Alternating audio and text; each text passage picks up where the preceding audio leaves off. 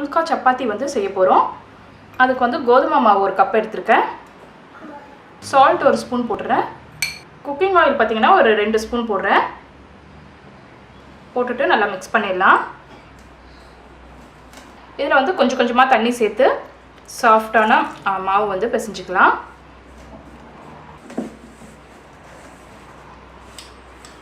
இங்கே பாருங்கள், இது மாதிரி நல்லா சாஃப்டாக வந்து மாவு பிசைஞ்சாச்சு.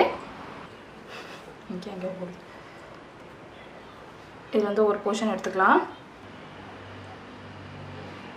கொஞ்சமாக மாவு போட்டுறேன். போட்டுட்டு இப்போ வந்து நல்லா மெலிசாக திரட்டிடலாம். இப்போ பாருங்கள், நல்லா மெலிசாக வந்து உருட்டி எடுத்துட்டேன். இப்போ பேன் வச்சுட்டேன். பேன் வந்து சூடாகிடுச்சு. அதில் வந்து நம்ம உருட்டி வச்சுருக்க சப்பாத்தியை வந்து போட்டுடலாம். ஒரு சைட் பாருங்கள், நல்லா அந்த பபுள்ஸ்லாம் வந்திருக்கு. திருப்பி போட்டுக்கலாம். இப்போ இந்த சைடும் வந்து நல்லா ப்ரௌன் ஆகி வருது பாருங்கள். இங்கே பாருங்கள், நல்லா புஷ்ஷுன்னு வருது. இப்போ வந்து இதை டைரெக்டாக ஃபயரில் வச்சிடலாம்.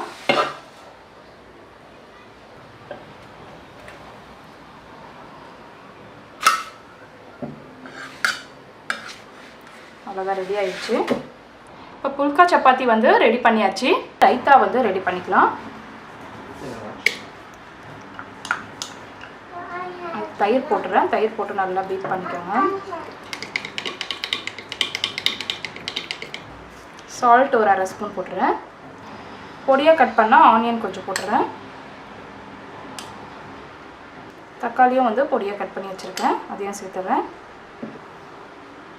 அப்புறம் கொத்தமல்லி கொஞ்சம் அதையும் சேர்த்துட்டு மிக்ஸ் பண்ணிடலாம். அவ்வளோதான், ரைத்தா ரெடி பண்ணியாச்சு. இப்போது